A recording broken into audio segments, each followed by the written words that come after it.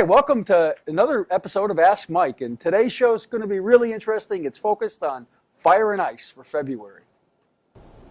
So my guest for this segment of the show is Burns Maxey, the ECA coordinator, and we're going to have a conversation, I think, about the arts in the community, which is always a wonderful subject, but more particularly about what's happening with the February Art Walk. So, yes. Burns? Well, Fire and Ice is coming up, and it's actually the 5th annual Fire and Ice Art Walk. 5th? Yes, wow. This is the 5th time this has happened, and it's on February 9th from 5 to 8, but we have some events that are happening earlier in the day, so it's actually throughout the day we're celebrating what we are all happy to be New Englanders for with this ice and cold weather, and we're bringing in some warmth with the fire. And so we'll have luminaries, and we'll have art exhibitions and performances, and it'll just be a day-long event of good fun. Well, the first event that day is noontime here on the pond. Yes. Just in case you don't realize it, we're filming this in the main conference room on the first floor at 50 Payson Avenue, and we have the luxury of being able to look out the window at Neshowannock Pond, and it's a really wonderful sight. So at noontime, there's going to be a special event that's actually sponsored with the assistance of the East Hampton Cultural Council and the Neshowannock Pond Steering Committee. Yes, we're really excited about that. So why don't you tell us? Sure, it's ice harvesting. It's a historic look at ice harvesting with Dennis Picard. And do you know Dennis? Have you heard him speak before? Well, he is going to talk about the processing of ice harvesting, which was done on the Neshowannock Pond in the 19th and early 20th century. So ice was harvested and sold, and it was a business, profitable business, and he'll be showing the tools that they used and actually showing people how it was done. So hopefully this cold weather will stay on so people can get out there on the ice and pick away. Yeah, we had sub-zero temperatures this morning, and it's going to continue for the next couple of days. So we think we'll get some pretty good ice buildup. And so that's going to happen on Neshowannock Pond from noon to 3, I think, is the schedule. And then there'll be activities on the streets between 3 and 5. They will. We had a call out to artists, and we are going to announce those shortly, who will be the chosen performers for the day. But we'll also have poetry.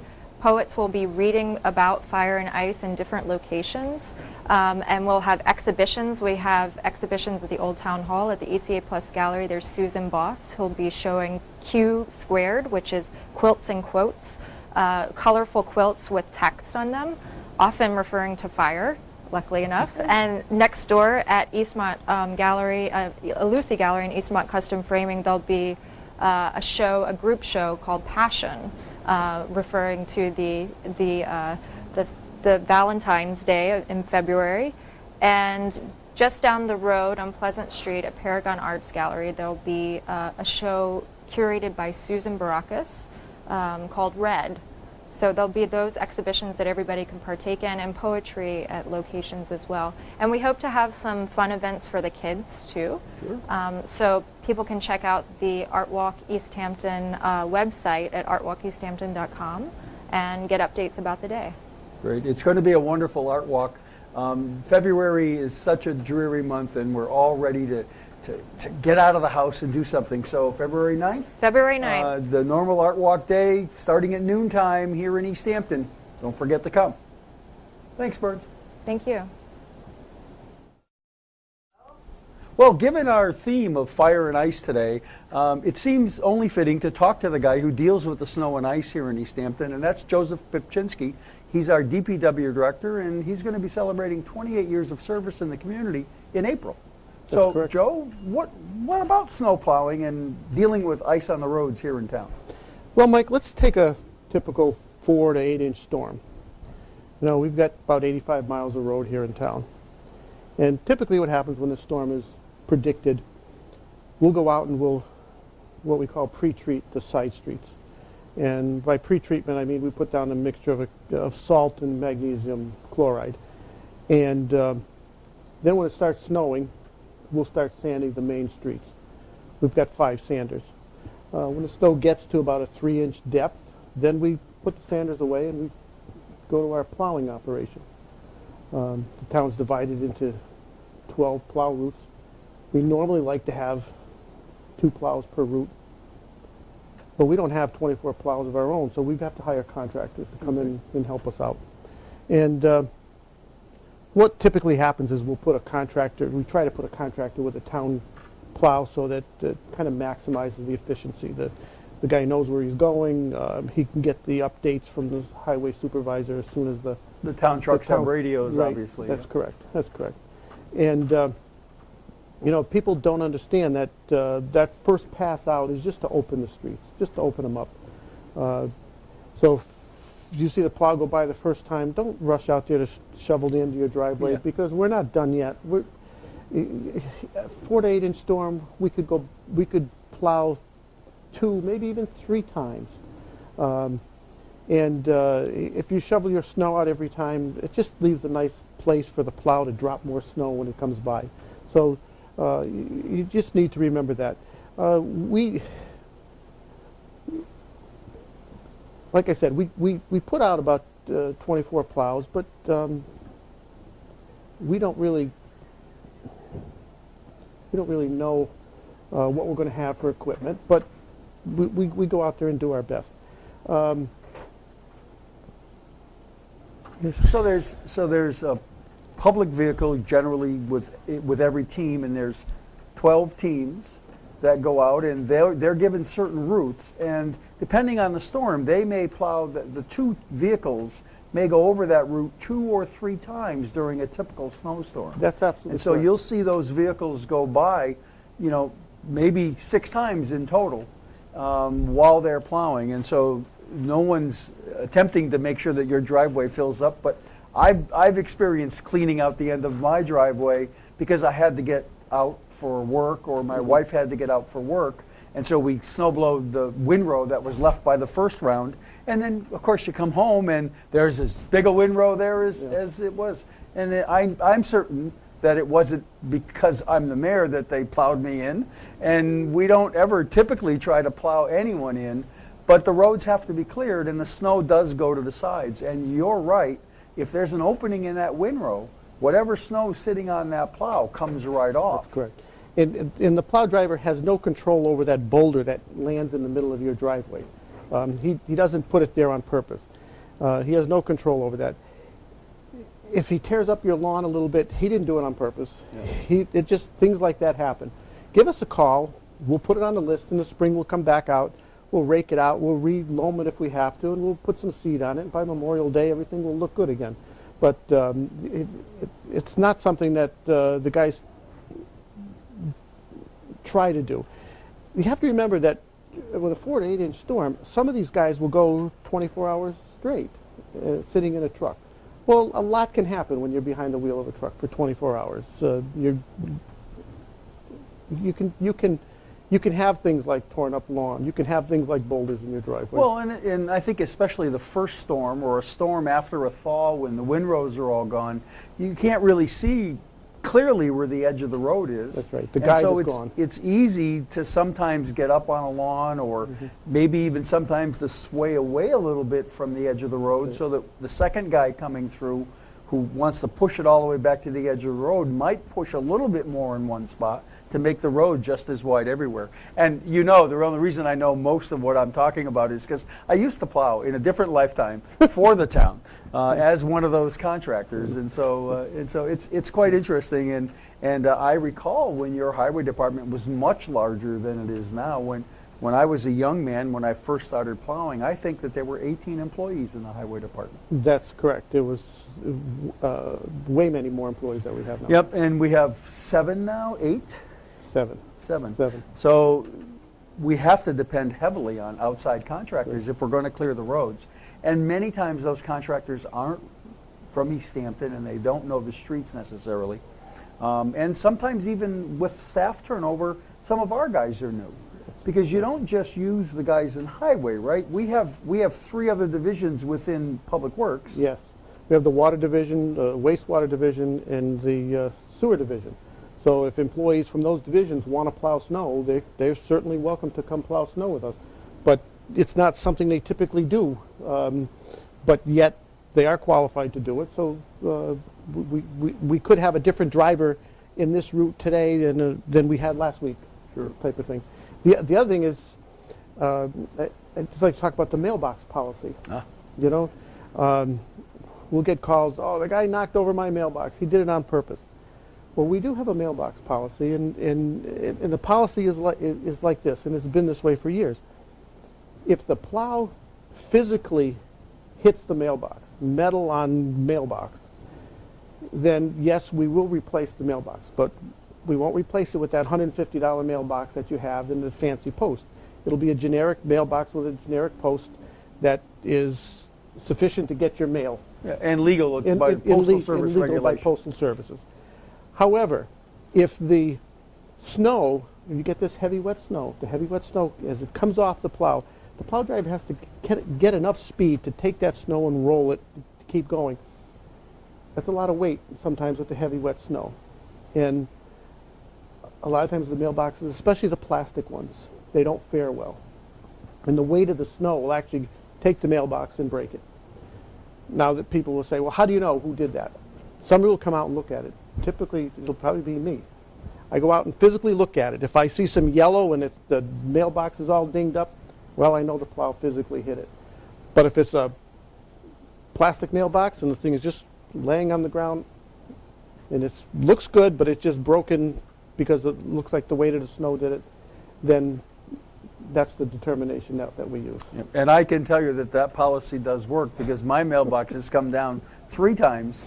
Only once was it hit by the plow. Mm-hmm. The two times prior to that, it actually was knocked off of its ledge by the weight of the snow. Yeah. And I'd reattached it a couple of times. And since then, I've actually relocated my mailbox to the other side of the driveway so that the opening in the driveway allows the snow to fall off. Correct. So that when the plow comes by, it's not throwing as heavy a snow against my mailbox. And I've also put a steel reinforcement on it so that it can't get knocked over. So I've taken some extra steps, and in the last 4 years, I haven't had any trouble with my mailbox. But the last thing I want to talk about is the Mountain Road closing.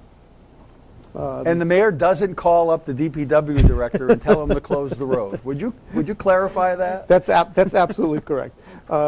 That's a call that's made typically probably in the middle of the night by the highway supervisor and I, looking at the forecast and looking at the extended forecast and how the snow is going to come and when it's going to come in and so forth. And our determination is made by estimating how many loads of salt we're going to have to put on that mountain to keep it open. And if it gets to a certain point where we say we're spending too much money there, then we're going to close that. And we try to keep it closed for the least amount of time as possible, because we realize that's a major inconvenience. But at the same time, it's a major expense if we were to just to continually try to keep that mountain open. It's the road that it can't be slushy. It's either got to be black and wet or it's got to be closed, because if it's slushy, it's too dangerous to go up and down on it. Because it's such a steep grade. It's such a steep grade. Right. And the Massachusetts Highway Department recognizes that need to occasionally close the road, and they're including on their informational system on the state highway, Route 91, Yes. access for us to be able to notify them, and they'll tell motorists that the mountain road at exit 17B is closed, and so people can go around. And that system should be operational next winter. Next winter. Well, as it turns out now, we notify public safety. Public safety puts it out on the, with the local media, so that try to get the notice out there as quickly as we can. In addition to having various signs around town notifying people at certain places that the mountain road is closed. And I think there's a Facebook account for Mountain Road that a local resident does, and when he hears, he posts it as well. You mentioned public safety, and so how are they involved in the process? I mean, do they let you know when the roads get slippery? Typically, when a storm is predicted, we know it's coming in. The minute the cruiser on the street sees the first flake, he calls the highway supervisor. The highway supervisor comes in and makes that determination exactly when we're going to make the start. So the departments work together to some extent. The departments work very well together. It's something that in my 28 years here, it's amazing the ease of which the communication goes back and forth with emergencies in the middle of the snowstorm and so forth. That's handled handled relatively easy. If they need to get an ambulance somewhere, we'll get a call, we'll put a truck in front of the ambulance, we'll get it there, get fire truck, police cruiser, whatever.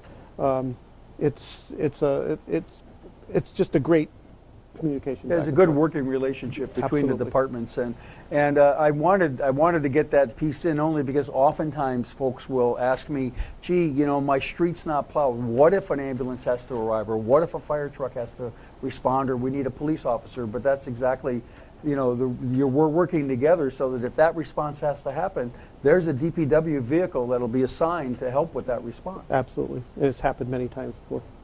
So that's how we kind of deal with your snow and ice issues here in town, and we hope that provided you with a little bit of additional information about why the streets are plowed the way they are, why you will see a plow go by your house more than once in a typical storm, and what happens if there is damage to your mailbox. And if you have any concerns, if you want to speak to anyone at the Department of Public Works, you can call the office. There's an answering machine on the phone, and you can leave a message 24 hours a day. That number here in East Hampton is 529-1410. That's correct. Thanks, Joe. It was a pleasure to have you with us Sure. today.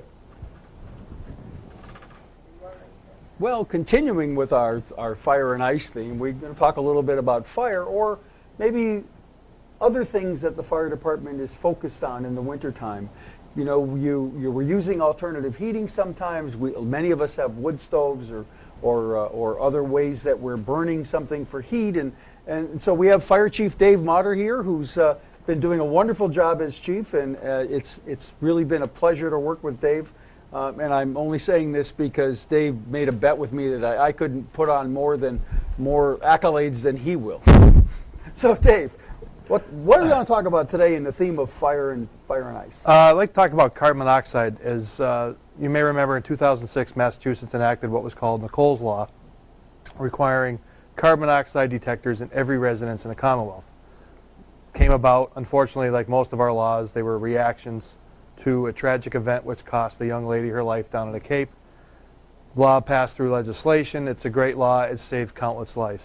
However, as we saw in October of 2011 with the snowstorm, people lost power, they were going to alternative heating methods, and there were several deaths in the Commonwealth due to carbon monoxide.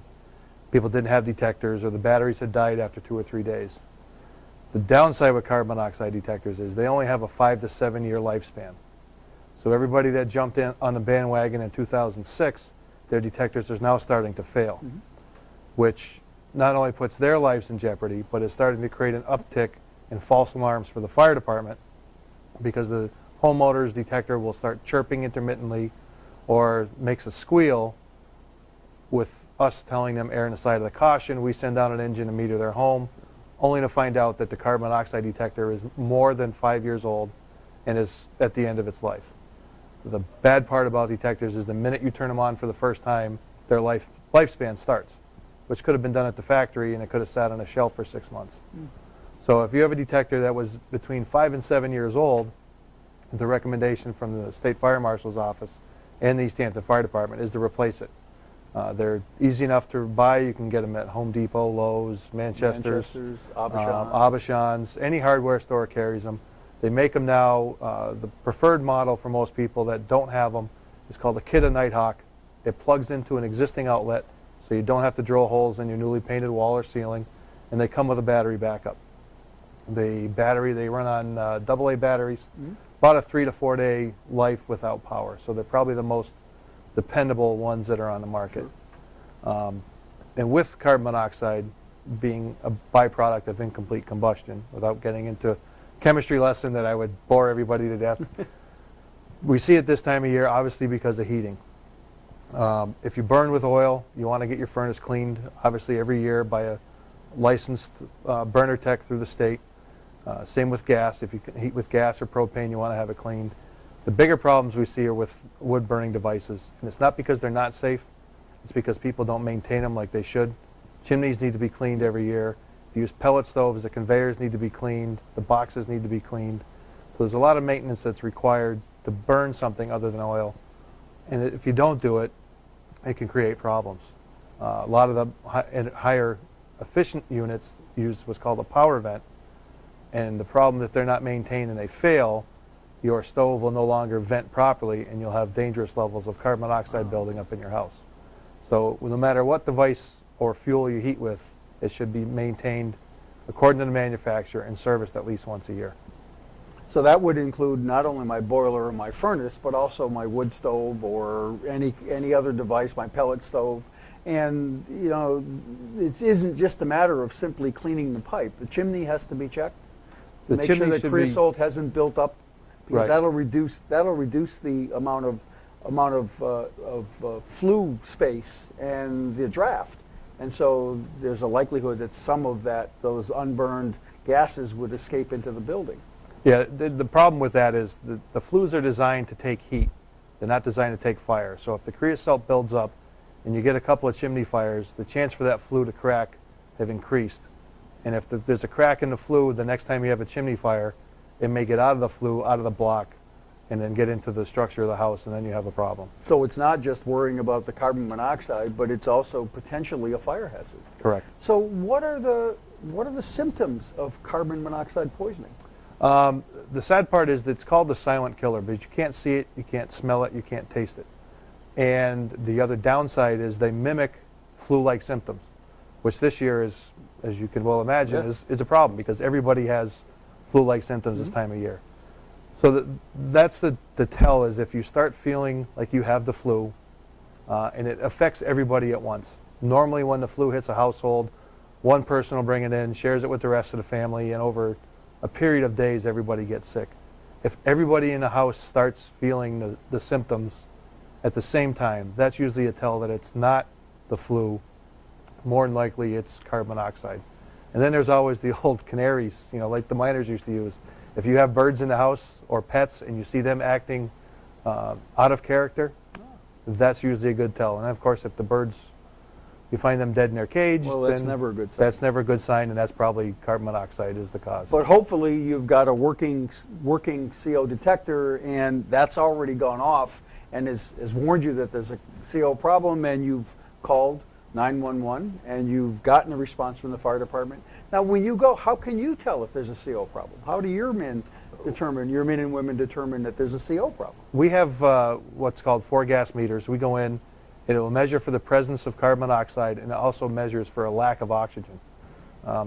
Without getting into the chemistry class again, we know that carbon monoxide is lighter than air, so we'll start on the higher levels of the house, look for trace. We're checking it's parts per million, which is the scary part, that is deadly. Up 35 parts per million can be fatal, which when you look at it, that's a very small amount of carbon monoxide in your atmosphere. So we'll try to replicate the devices, any device that burns a fossil fuel is where we'll start first. Gas stoves, oil furnace, kitchen stoves, hot water heaters. We'll check around them, see where we get the most hit. If we can't find it, then we'll replicate what the homeowner is doing. If they said that, you know, somebody was in the shower and the oven was on and they just turned the heat up and all the windows are closed, well, we'll do the same thing. We'll close all the doors, all the windows, turn on everything that's trying to identify the source. So that means that the location of your carbon monoxide detector is pretty important. Yeah, they're recommended on each floor that's considered a living space. So if you have a finished basement, you should have a carbon monoxide detector in the basement. In my opinion, even if you don't have a finished basement, it's going to be your first notification that there's a problem, because most of the time carbon monoxide is originated from a heating device. And it would want to be fairly high on the wall, right, or on the ceiling. Or you can plug it in, if you get the ones from Kidde, you can plug them into an outlet that are at ground level, and their sensitivity is adjusted to react quicker because it's smaller. And then any floor where there's bedrooms, there has to be a detector within 10 feet of every bedroom door. That way there's ample notification for anybody that's sleeping in there. Very good, very good. So your folks will respond. We'll obviously, if there's a medical condition, we'll obviously transport people. But if folks just feel a little sick or maybe a little drowsy, I mean, do they really need to go to the hospital? Well, when we respond, and a lot of people get upset, the dispatchers will ask, one of the first questions they ask is anybody in the house experiencing flu-like symptoms? If we get a yes, it's the same response, which a lot of people don't like. The fire engine shows up, firefighters get off in all their turnout gear, and they're wearing their breathing apparatus, only because we don't know if there's high levels of carbon So monoxide. you're being safe. So they're being safe. If we find out that there is elevated carbon monoxide levels in the house, an ambulance will respond, and we have a pulse oximeter that measures meth hemoglobins, which is the stuff that makes your Another blood. chemistry. Another chemistry. That will tell the paramedics whether there are increased levels of carbon monoxide in your bloodstream by an absence of oxygen in your bloodstream. There's a protocol that if you hit a certain level of carbon monoxide in your bloodstream, then you go to the hospital. If it's really high, the only treatment is to go to a chamber that they use for divers, because you're basically trying to force the carbon monoxide out of the bloodstream. And So that's a highly rich oxygen environment that Right. that forces the oxygen into your bloodstream and hence the carbon monoxide out. Yeah, it's a simple problem to avoid.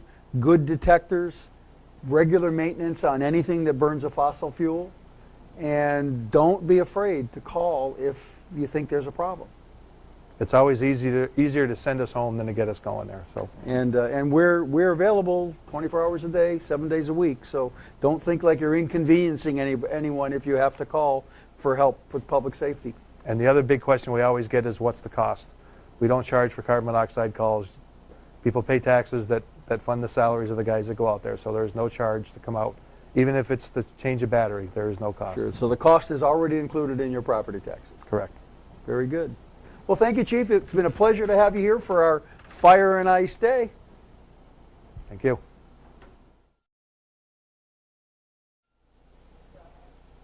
Well, thank you for joining us again for another episode of Ask Mike here on ECAT Channel 5. And if you have any questions that you'd like us to try to answer, or any individuals who work here in the community that you'd like to have on the show, feel free to reach out and ask us. You can email me directly at work. It's Mike10@easthampton.org, or you can email the show at askmike@ecat.org. Until next time, thanks for watching.